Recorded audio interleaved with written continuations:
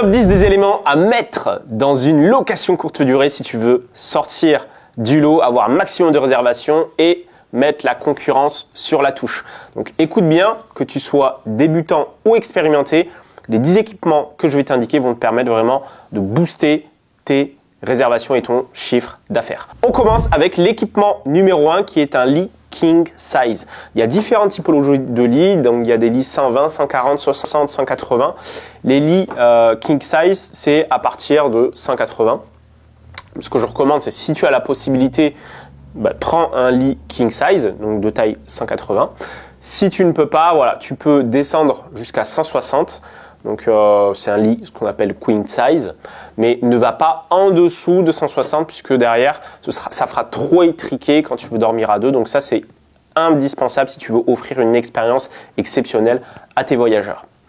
Équipement numéro 2, c'est une literie de qualité. Alors qu'est-ce que j'entends par literie de qualité? C'est tout simplement des oreillers vraiment confortables, n'hésite pas à mettre le budget, mais également une housse de couette 4 saisons pour éviter d'avoir à changer de couette à chaque fois. Mais au niveau des draps, donc le drap housse et la housse de couette, prends du drap polycoton. C'est du drap 50% polyester, 50% coton.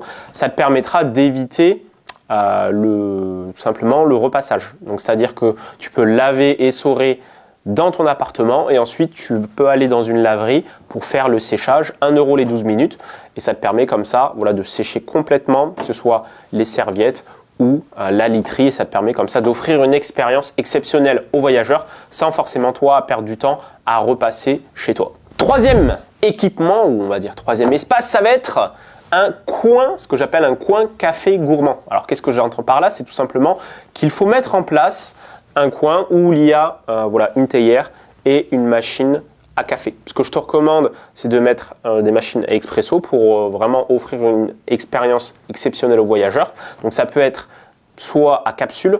Moi, ce que je préfère, c'est ne pas mettre des machines à café à capsule, mais là où en fait c'est de la poudre à café en fait. Mais ça permet comme ça, moi d'éviter d'acheter 36 000 capsules et pour le voyageur, si tu achètes quand même une cafetière de qualité, je vais te l'afficher ici, c'est un exemple. D'ailleurs, je ne suis pas sponsorisé, c'est un retour d'expérience.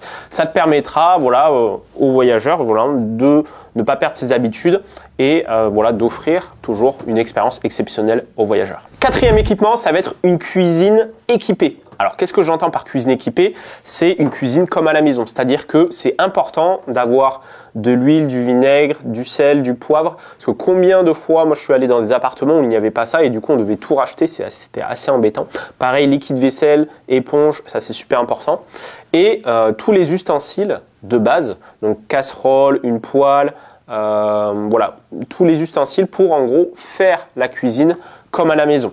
Alors moi ce que je recommande et ce que j'indique en général c'est qu'il n'y a pas besoin d'acheter un four à moins que tu aies vraiment quelque chose de vraiment très très haut de gamme avec des séjours plutôt longs, mais en général une personne qui va rester 1, 2 ou 3 jours dans ton appartement, ils vont quasiment jamais utiliser un four. Moi-même j'ai acheté des fours et ils l'utilisent jamais en fait, et à la place j'aurais pu mettre par exemple un lave-vaisselle. Ça c'est intéressant à mettre en place. Cinquième équipement, ça va être des produits de nettoyage comme à la maison. Donc ça, c'est super important si tu veux optimiser le nettoyage et faire en sorte que les voyageurs, quand ils partent, que le ménage soit quasiment fait.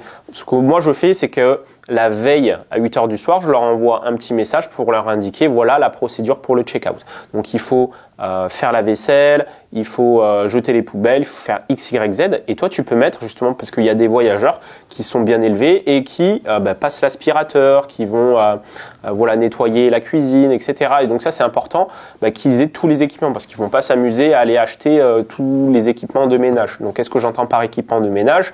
Tout ce qui est la vitre, tout ce qui est produit pour la cuisine, mais également pour la salle de bain, des torchons, microfibres et tous ces éléments qui vont leur permettre de faire le ménage et toi de gagner du temps. Sixième équipement, ça va être ce que j'appelle un élément qui te distingue des concurrents.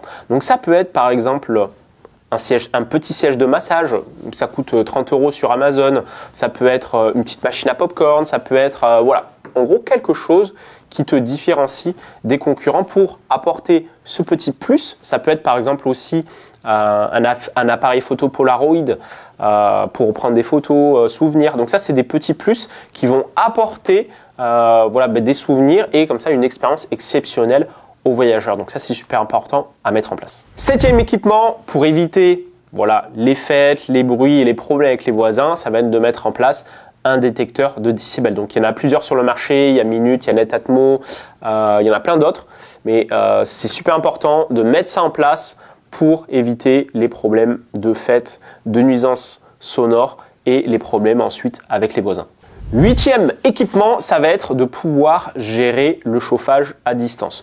Donc pour cela, il y a différents types d'équipements qui existent. Donc il y a les équipements par exemple Nest qui se mettent directement dans le tableau électrique et qui vont piloter à distance le chauffage. Il y a même des équipements, des relais qui peuvent se mettre directement au niveau du chauffage et tu peux comme ça à distance moduler la température et forcer et éviter que les voyageurs mettent 30 degrés et que ça bloque en fait et que du coup tu te retrouves avec des factures surtout en hiver de 300, 400 ou X centaines d'euros. Donc ça c'est super important à mettre en place pour maîtriser justement déjà niveau écologie mais aussi d'un point de vue rentabilité pour pas que toute ta marge parte dans le chauffage. Donc pour un petit retour d'expérience, ça m'est déjà arrivé d'avoir des factures de plus de 300, 400 euros d'électricité en un mois parce que les voyageurs ils mettaient à fond en fait le chauffage en fait. Donc ça c'est super important à mettre en place. 9e équipement, ça va être une serrure connectée.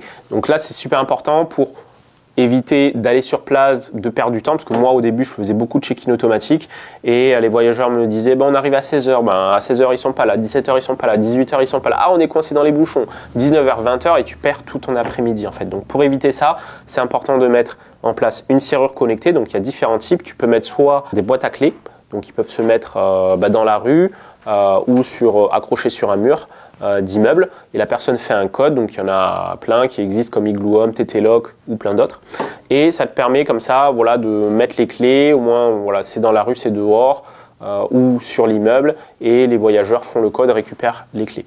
Après pour moi il y a un souci avec les clés, c'est-à-dire que les clés ça se perd.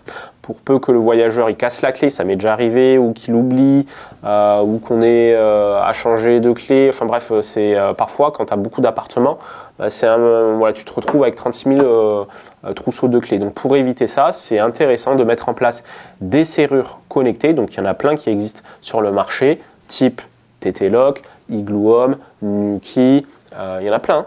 Et ça te permet justement, lorsque le voyageur arrive devant l'immeuble, il a juste à soit depuis son téléphone appeler un numéro ou faire un code ou directement au niveau de la serrure faire un code et ça va s'ouvrir directement. Comme ça évite d'avoir des clés et ça te permet de fluidifier la partie check-in. Et enfin, dernier équipement, et c'est un équipement qui peut être contre-intuitif parce que ça va nécessiter de te payer chaque mois, c'est tout simplement un parking. Un parking parce que suivant la ville où tu es, tu peux avoir des difficultés pour te garer, donc les voyageurs aussi. Donc le fait d'offrir un parking, toi ça va te coûter, 80, 50 ou 100 euros par mois, mais c'est intéressant en termes de valeur perçue, mais également pour te différencier des concurrents et avoir encore plus de réservations. Parce que pour faire pas mal de déplacements professionnels, ça m'arrive d'aller dans des villes où c'est compliqué de se garer et il faut se garer un parking qui est à 1-2 km, il faut marcher, il faut prendre le tram, il faut prendre le bus, c'est compliqué. Ou alors pour se garer, c'est compliqué de se garer parce qu'il n'y a pas de place. Donc si tu indiques que dans ton logement, il y a un parking dédié qui est juste à côté du logement et que c'est très simple et que c'est privé et que c'est sûr à 100%, derrière, ça va vraiment booster tes réservations et tu pourras louer plus cher. Donc voilà, que tu sois débutant ou expérimenté, je t'invite vraiment à appliquer ces 10 équipements. Si tu veux aller plus loin, on a également fait une checklist de plus de 100 équipements à mettre en place pour une location courte durée. Donc je t'invite vraiment à cliquer dessus. Tu peux télécharger tout ça et je t'invite à passer à l'action. Je te dis à très vite dans un prochain épisode. Boum!